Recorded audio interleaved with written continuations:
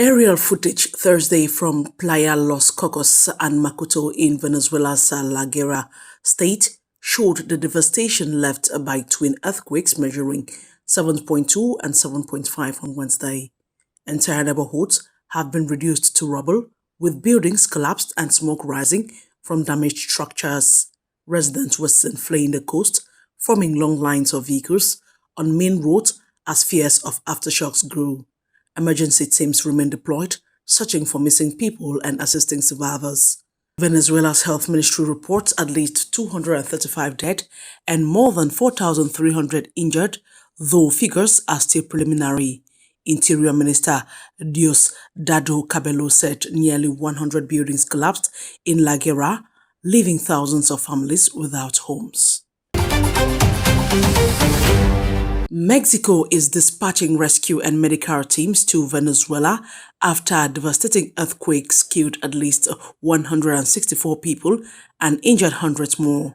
President Claudia Sheinbaum announced Thursday that the first contingent from the Ministry of National Defense is departing immediately, with rescuers and medical personnel set to coordinate with Venezuelan authorities upon arrival. She said Mexico will assess further support needs once the advance team is on the ground.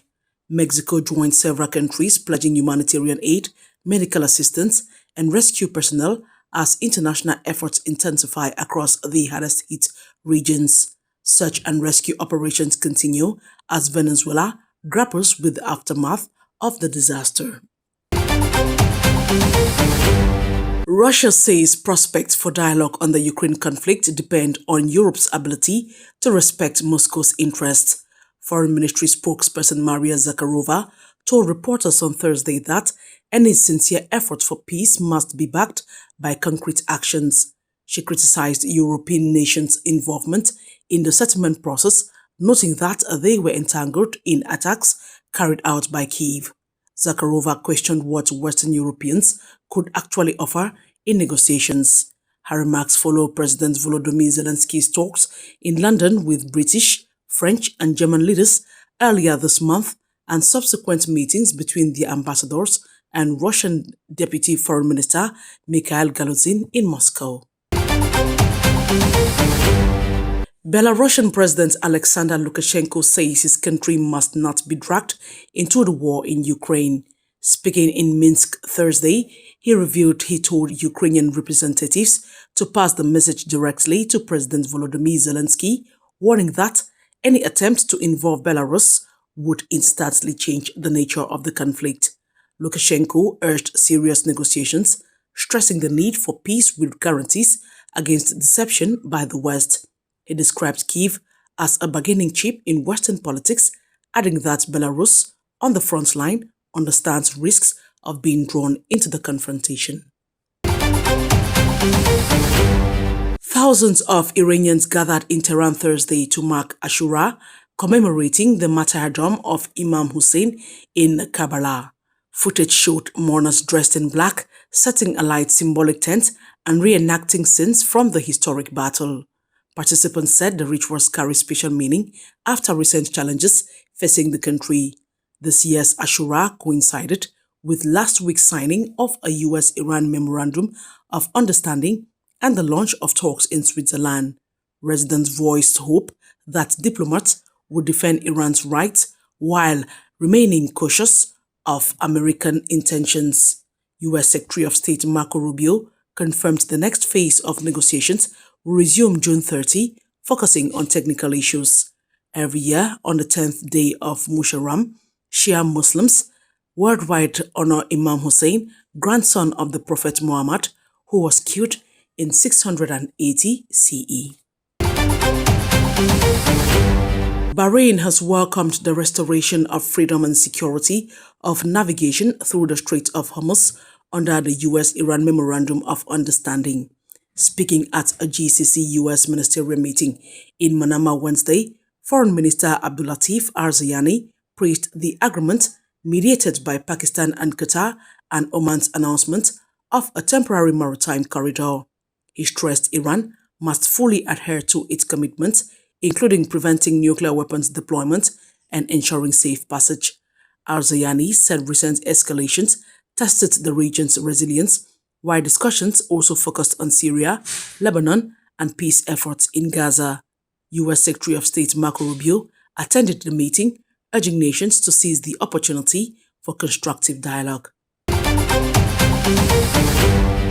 Tajikistan's Justice Minister Muzaffar Ashurian has called for common legal mechanisms within the Commonwealth of Independent States (CIS) to address modern cyber threats and the rise of artificial intelligence. Speaking at the St. Petersburg International Legal Forum Thursday, he said rapid digitalization demands no legal responses and stronger international cooperation. Russian Justice Minister Konstantin Chrychenko urged removing administrative barriers to legal assistance, citing the Hague Conference as a model for uniform standards. He described the CIS as a respected institution, but warned laws must adapt to the pace of the modern world. The 14th St. Petersburg International Legal Forum runs June 24 to 26, bringing together legal experts, government officials, business leaders, and law enforcement from Russia and abroad. China has announced sweeping countermeasures against American companies, adding 10 firms to its export control list and barring another 46 from government procurement. Beijing says the move responds to Washington's designation of alleged Chinese military-linked enterprises. Exporters will be banned from supplying dual-use goods, while overseas groups are prohibited from transferring Chinese-origin items to the listed firms. Foreign Ministry spokesperson He Yadong urged the U.S. to stop what he called erroneous practices and work towards stable relations. Despite the measures, Beijing confirmed plans to establish a trade council with Washington and discuss tariff cuts. He also criticized Japanese Prime Minister Sanae Takaichi's remarks on Taiwan, warning Japan's government to correct its stance. China previously retaliated against Tokyo with seafood bans and travel advisories, sharply reducing tourism. Heavy police deployment disrupted daily life in Kitengela Thursday as authorities moved to prevent unrest during commemorations of the second anniversary of the June 25, 2024 Gen Z protest. Footage showed long queues at checkpoints, spike barriers laid across roads, and armed officers patrolling the town. Public transport was hit and many businesses closed. Inspector General Douglas Kanja stressed demonstrations are allowed under Article 37 of the Constitution, noting Reed Lane in Nairobi was peaceful. Police said the operation was intelligence-led to avert clashes, but residents complained the heavy presence emptied streets and hurt livelihoods. The commemorations honor those killed during the 2024 protest, which saw Parliament stormed and dozens killed in a police crackdown. Lawyers and political figures in Niamey have criticized what they call the International Criminal Court selective justice, urging Niger, Burkina Faso and Mali to withdraw from the institution.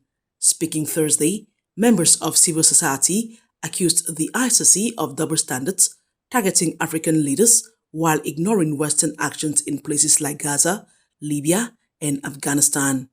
Lawyer Anassa Jibrila warned Niger of possible legal consequences, but said the move reflects sovereignty. Niger formally submitted its withdrawal notification on June 18, confirmed by the ICC. Mali and Burkina Faso have yet to file similar documents, though all three Sahel states previously declared their intention to leave. Established in 2002, the ICC prosecutes war crimes and crimes against humanity. It currently has 125 member states, though major powers including the US, Russia, China and Israel are not parties. South African President Cyril Ramaphosa has warned that anyone attempting to disrupt the country on June 30 will face the full force of the law. Speaking in Cape Town on Thursday, Ramaphosa sought to calm fears over an anti-foreigner ultimatum pushed by anti-immigration groups. He said security forces are prepared to ensure daily life continues normally, stressing that immigration laws must be enforced by the state not private individuals. Ramaphosa rejected claims that illegal immigration is the root cause of South Africa's deeper challenges, including unemployment and poverty. He added the government will work with SADC and African Union and other partners to address migration pressures. The June 30 deadline, declared by activist groups, has been dismissed as unlawful, but threats of a national shutdown have triggered heightened security measures.